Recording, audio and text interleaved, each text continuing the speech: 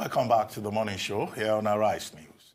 As the 22 APC governors begin to lobby for Senator Ahmed Ibrahim Lawan's emergence as the next Senate president, we begin to wonder what really informed Senator Lawan's choice by his party as the next Senate president by, the party, as it were.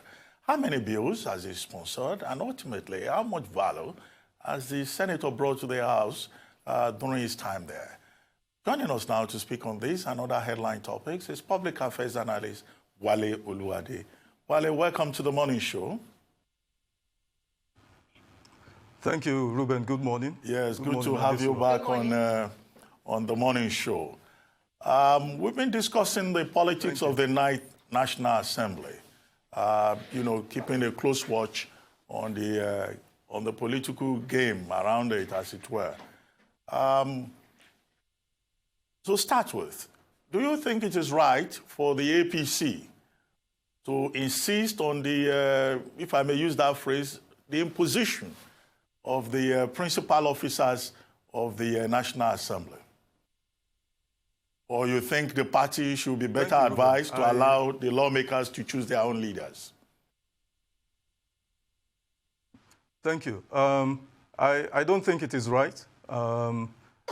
Straight away from the beginning of this Fourth Republic, whenever there is an imposition on the National Assembly, usually those leaders that were imposed do not last. Was it Evans, Ewerem, and Adolphus Wabara and the likes? Those leaders do not last. But that is on the pedestrian level. Speaking intelligently now, this is 20 years of unbroken democracy, as it were, since 1999. The question we need to ask ourselves is what exactly, has changed, substantially in the governance of our nation. And I use the word governance, specifically, because governance should deliver certain results, tangible results. What has changed, in 20 years of unbroken democracy? Because to my mind, I don't think anything substantially has changed, Rather, we seem to have regressed, and we keep regressing, to the point where we are today.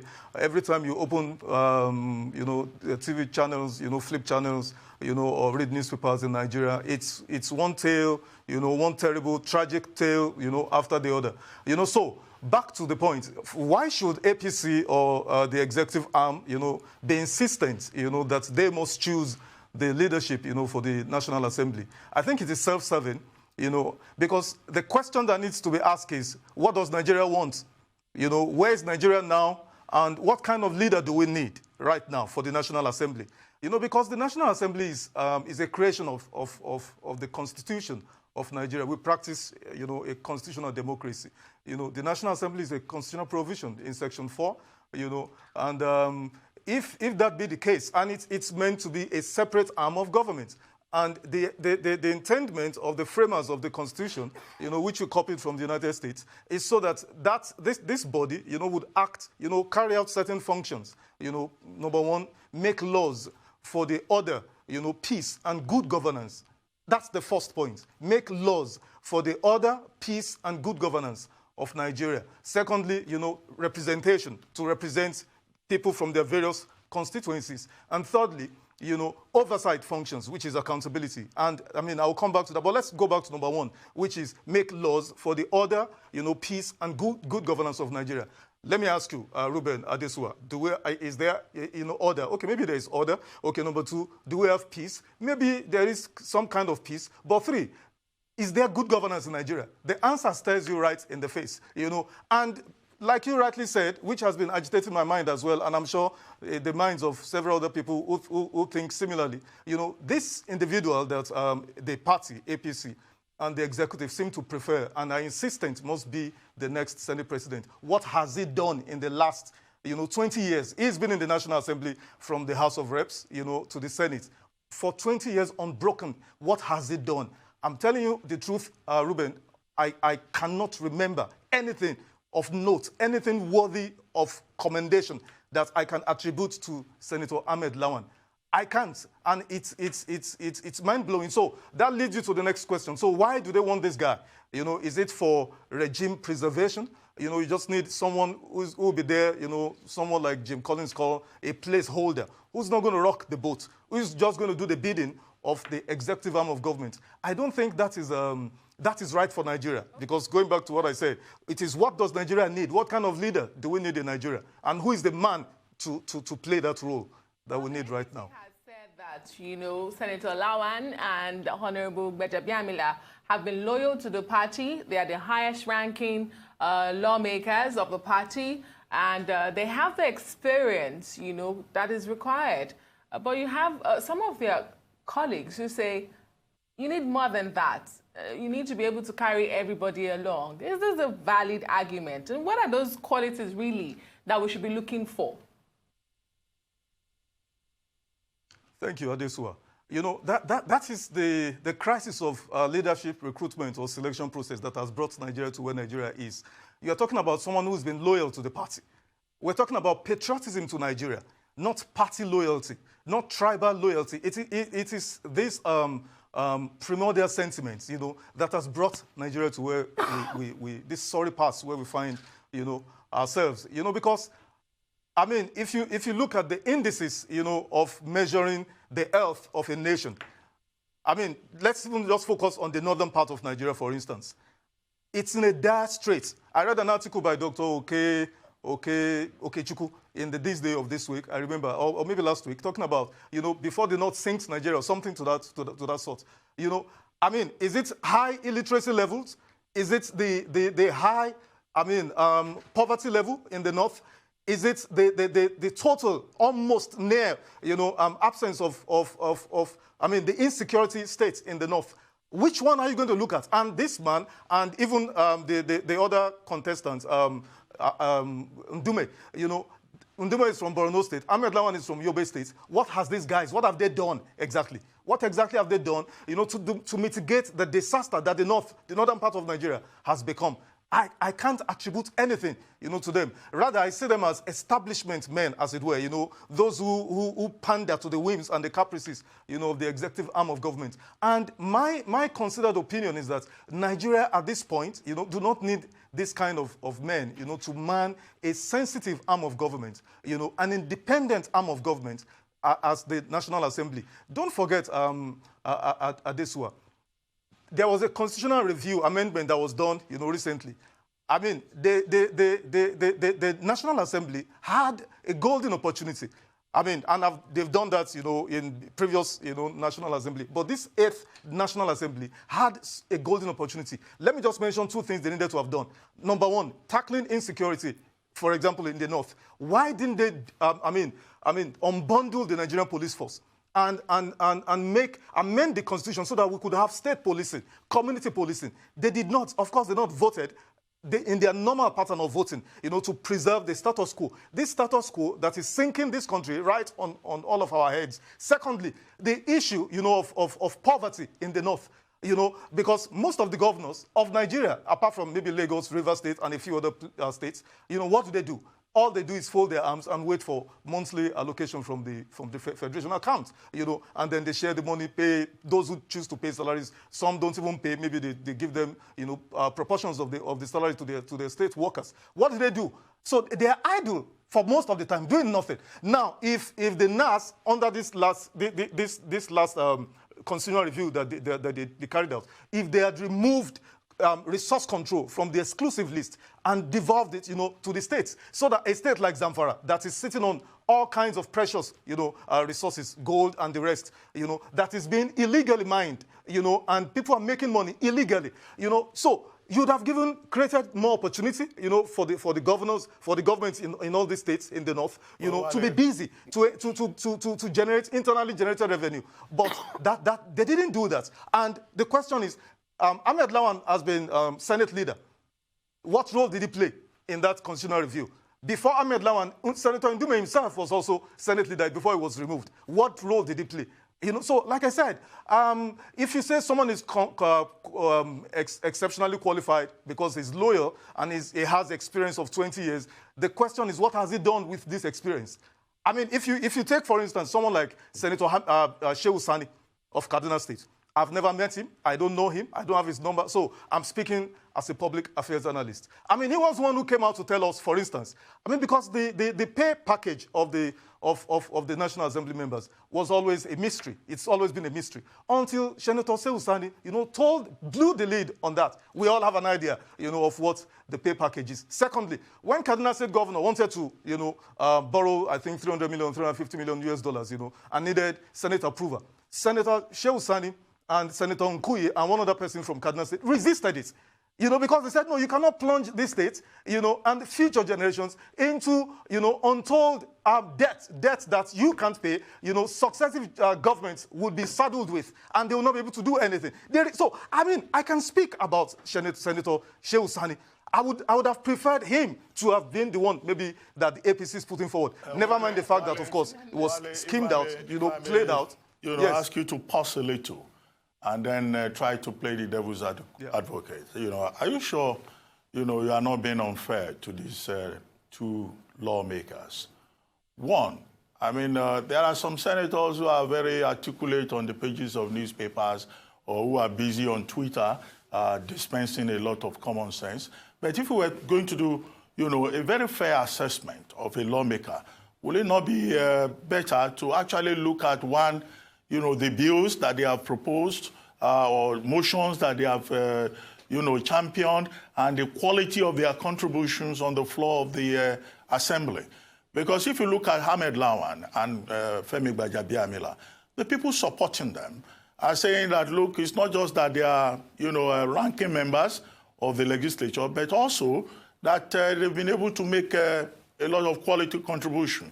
I mean, Gbajabiamila, for example, in the House of Reps, we're told has about 160 people already supporting him. That's one. Two, in terms of performance of the National Assembly, Senator Bukola Saraki, the Senate President, only recently, in responding to Asiwaju Bola Ahmed Tinubu, pointed out that, in fact, the 9th National Assembly has been the most productive since the 8th National Assembly has been the most productive since the 5th National Assembly. The 5th National Assembly, according to him, has a record of 192 bills, and that they have been able to pass 292. And then third, are you not ascribing also some of the things you've listed, the functions of the executive, to the legislature?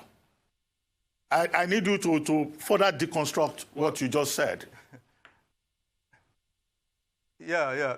Thank you, Ruben. You've put a whole bunch there, but I'll try to extricate them, carefully. Now, I'm not talking about, I cannot, at my level of awareness, recommend a senator or member of House of Reps who is only busy, and has high profile on social media. That is not what qualifies you, for leadership of an important arm, of the federal government, as the National Assembly. I'm talking about, demonstrable competence. I'm talking about, productivity, what you've done that we can lay our fingers on. We don't have to use a magnifying lens to sift through the rubble to know what have you contributed. I'm telling you, I'm fairly conversant with public affairs in Nigeria and globally. I cannot remember anything of worthy of note to ascribe, directly to Senator Ahmed Lawan. I like him. He's a likable person, like I said, he's just a system. He's an establishment man. But Nigeria cannot make do. We do not need right now an establishment man, someone just to keep the peace, maintain status quo. That is not what Nigeria needs right now. Except Ruben or Adeswe, you're telling me Nigeria, everything is okay, Nigeria. We're in a crisis. And I don't think anybody needs to, anybody can disagree. We need someone, with a radical mindset, and I'm not advocating for maybe Senator Shehu Sani. I said I would have preferred it because at least I have a couple of things that I can attribute to him. When the issue of Abacha Lawan came up, he was one who told us, a member of the APC, he was one who came out to say, when the executive wants to fight corruption issues in other arms of government, they use, insecticide. But when it comes to the executive, they use, he told us. I can't remember anything of like that. I can't ascribe anything of such, to Senator Ahmed Lawan or Ali Ndume. But critically speaking, what's the issue here? I'm saying, Zamfara State only presented 23 candidates for WAEC, I think last year or so. and they have lawmakers from that section, from that state, and they are the National Assembly, and all they're interested in is wearing Babariga and going all over the place, collecting the fat jumbo pay that they collect. What is their contribution to this country? So I am not also suggesting that PDP should come in through the back door to present leaders for the National Assembly. I mean, I believe in convention. I believe in upholding the tenets of democracy, tradition, and convention. So if APC has got the majority in both houses, fine. Let APC, produce the leadership. But I'm saying within the APC, there are far more competent, senators that fit the bill, the role that Nigeria needs right now. Because the duties, the functions as enshrined in the Constitution for the National Assembly is not a rubber stamp. It's not a yes body. It's not a body that just says yes. Because, what you find is, I mean, if they, like Senator Saraki, alluded to, I do not agree with him entirely on the claim that they are the best. I don't think so. That's debatable anyway. But I think, to some extent, they stood up to protect and preserve the independence of the National Assembly, which I am totally for, So, if you have an individual who can say, because if the executive sends list of nominees for whatever parastatals to the National Assembly, the duty of the National Assembly is to examine those candidates. Do they qualify for the roles? So if the National Assembly said, no, we don't want this person, or this person does not qualify, it behoves on the executive to replace that person, not to keep that person in whatever office that person and said, no, we can do whatever we do and get away with it. Because if the executive does not have respect, for the National Assembly, we're going to have this debacle, this misgovernance that we have at the 3 tiers of our governance architecture. Because the third function of the National Assembly is oversight, which is accountability. So we have had successive governments in Nigeria. But where's the governance, Ruben, at this way? Where's the governance? Where's the evidence of the governance, real governance? Because it's all about the Human Development Index in the lives of the people. How has the governance in the last 20 years of unbroken democracy, how has it actually, in practical terms, impacted in the lives of Nigerians? I cannot see it. All I see are negatives, because in 1993, Nigeria, China, Indonesia, and a few other countries were ranked on the list. There was a list of extreme poor nations, and Nigeria was maybe the 5th. China was number 1. 1993, Ruben, 856 million extreme poor people were in China. Guess what? As of 2018, China had moved all those 856 million people out of extreme poverty, 856 million people out of extreme poverty. So as we speak, you do not have extreme poor person in China. But in Nigeria, conversely, especially in the last 20 years, Nigeria moved from being number 5th, on that list, to being the dominant, leader, the undisputed leader in the list of extreme poor people. So what are we talking about? Where's the governance? Because, like I keep saying, because if the National Assembly cannot hold the executive arm of government to account, to say, okay, because what is oversight? To say, ministers, what have you done? Come and tell us what you've done, the budgetary allocations. How have you spent it? Where are the projects? Can we see them?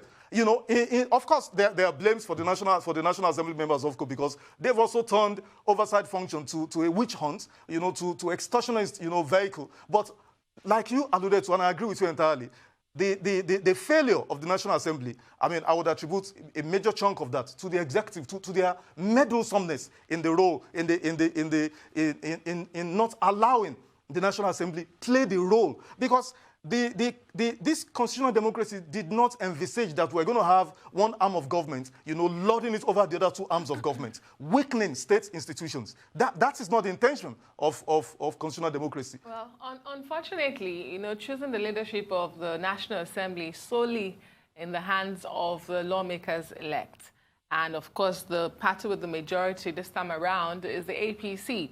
But how do you think that all of this can be resolved? Because the party, in trying to, avert a recurrence of 2015, which they say left a bitter taste in their mouth, they seem to be in a dire strait. So how do they resolve all of this? I don't think there's really anything to be resolved, because where we copy this democracy from, you do not see this kind of drama that is played out, this heightened, tension and interest in who becomes what in the National Assembly. Because by practice, by convention, the party that wins majority, takes over, and whoever is the leader, becomes automatically either the Senate majority leader or Senate president like we have here, or the speaker in the US, in the Congress, like they have in the Congress, or the speaker like we have in Nigeria. You know, so I just think the APC should do Nigeria a favor and take a back seat. And I think the executive, for all it is, well, they have a lot on their plate than to be meddling. You know, what happened in 2015 was, I mean, this is the scenario. It's an exact playback, you know, of that we're seeing again. You know, all the APC needed to have done was to gather all their members together and tell them, because on the day of voting at Desua, I'm sure you know, Adams Oshiomhole, the chairman of APC, neither the president, he's going to sit there. Asiwaju Bola Ahmed Tinubu, the leader of the APC, is not going to be in the National Assembly. Even if they allow them to come in, they're probably going to sit at the gallery. It is the members, the 109 members amongst themselves, that will choose. And the constitution did not say, the constitution in talking about the choosing of selection of presiding officers, did not talk about party. Parties are not mentioned. It is the members amongst themselves will choose who will preside, over them. So it is not an issue for APC. All the APC can do is to lobby, is to negotiate, is to compromise. And I think in doing that, my appeal to the APC, to the chairman of the APC, and to Senator Asiwaju Ahmed, even though I think the horse, has already bolted from the stable, because I think this is too late, but the appeal is about Nigeria. And like I said, I don't think Senator Ahmed Lawan or Ali Ndume, nor Danjuma Goje, these guys do not have what it takes. They are not radical enough for me. They are not transformative enough. We need, someone with a reformist mindset. See, if you need to understand what is going on in Nigeria. I mean, you have a president that is from the north. You have all the security agencies from the north. The Senate president, I mean, technically from the north as well. And then you have this debacle, this insecurity, especially in the northern part of Nigeria. And we're in this situation, and nobody seems to bother, as it were. And all we're talking about, and I think we do a great disservice to Nigeria if the issue is about personalities rather than what is at stake for Nigeria. Well, what is at stake for Nigeria? We're in a crisis. Let's move beyond the politics of the National Assembly.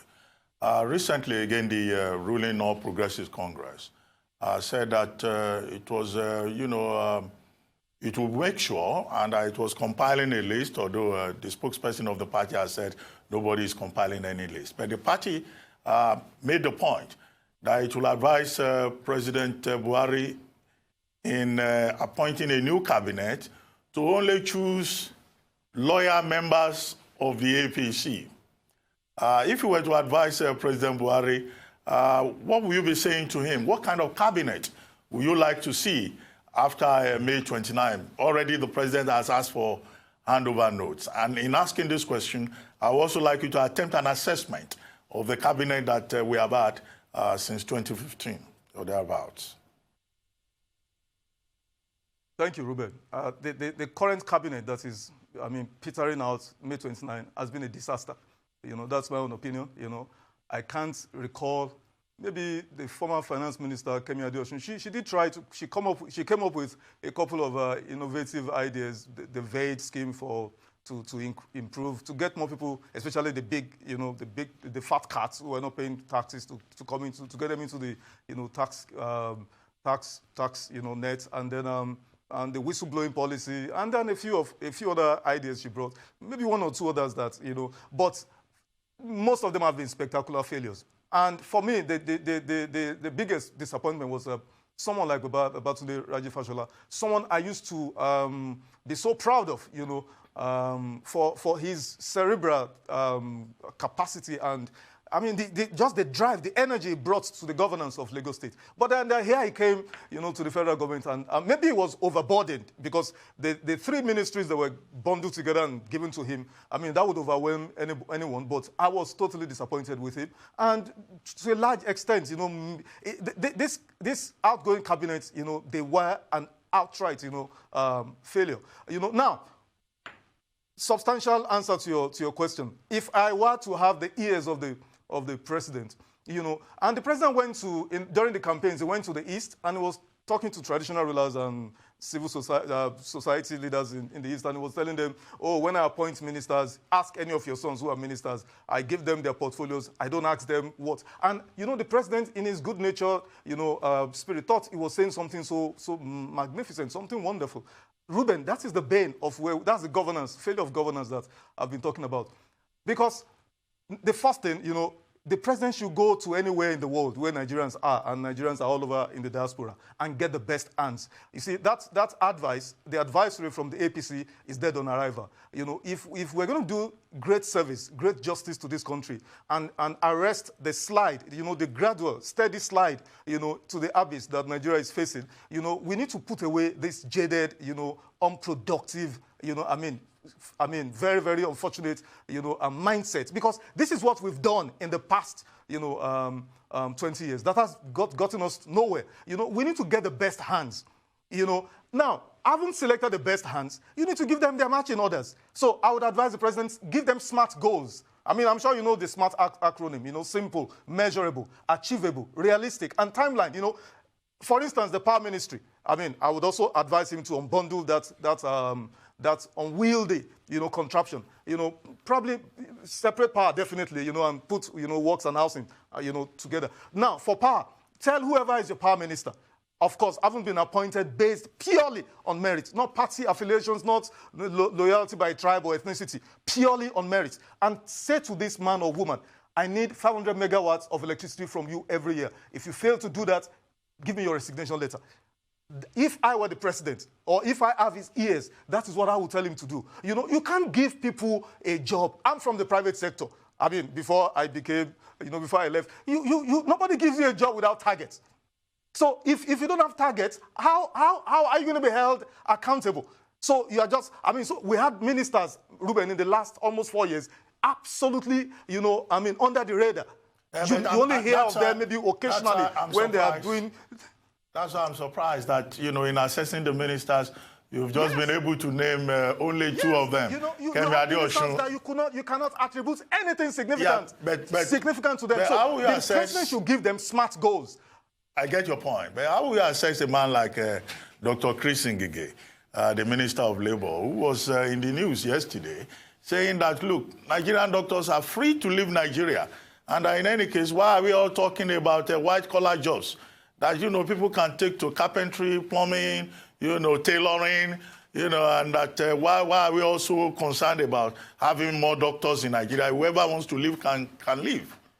It seems to be some kind of creative idea coming from him. Incidentally, I watched a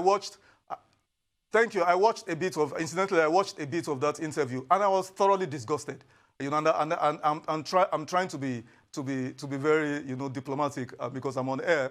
I was totally ashamed, for him and for this country. And I for a moment while I was watching it yesterday, I actually thought I could have the opportunity to ask him that exactly where are his own kids? I would have asked him, where are his children? Where do they work? Where are they, if at all they're in Nigeria, and where do they work?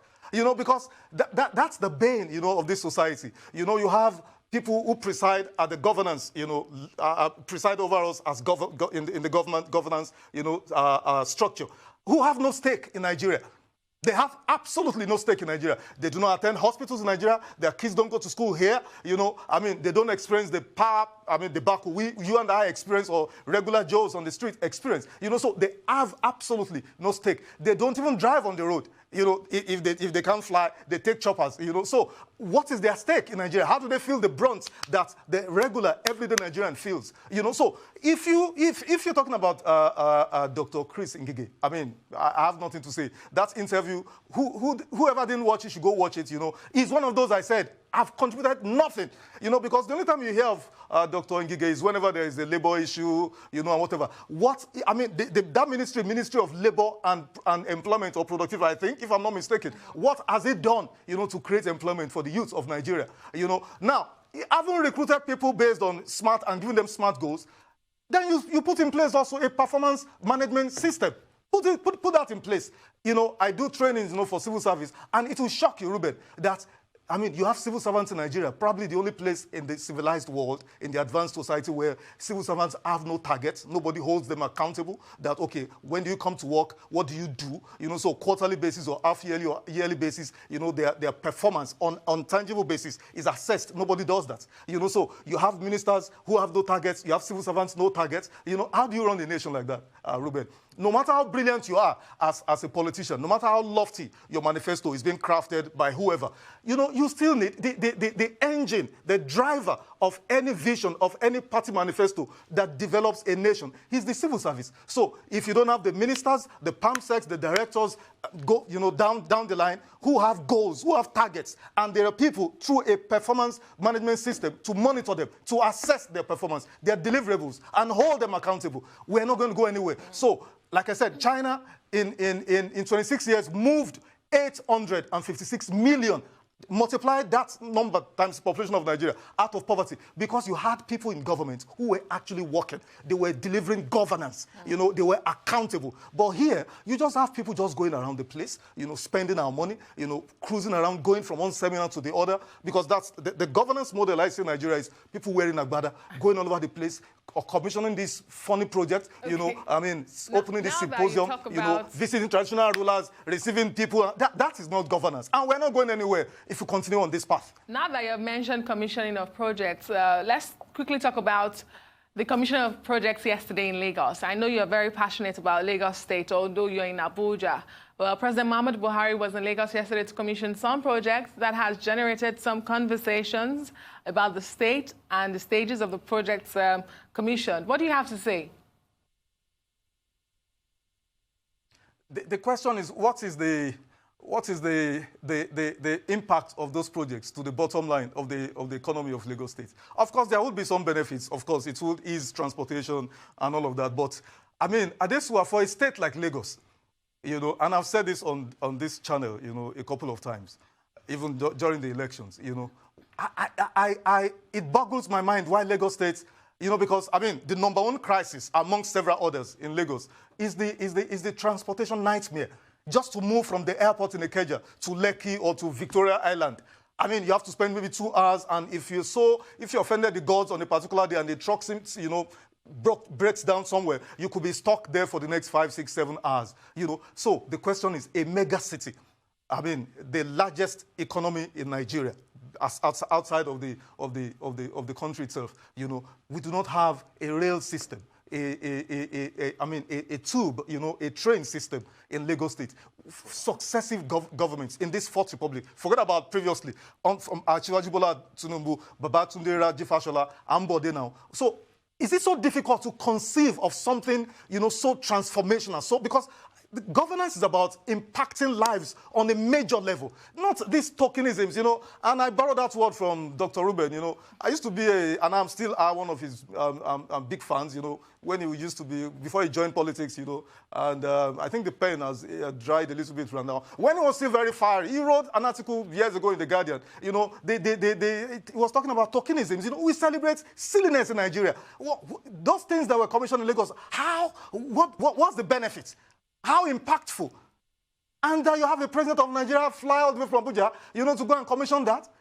I'm sorry, Adesua, please, let's talk something serious. You have anything serious? Well, I think we should let WALE OLUWADE go, because he's moving. Wale, thank you very much.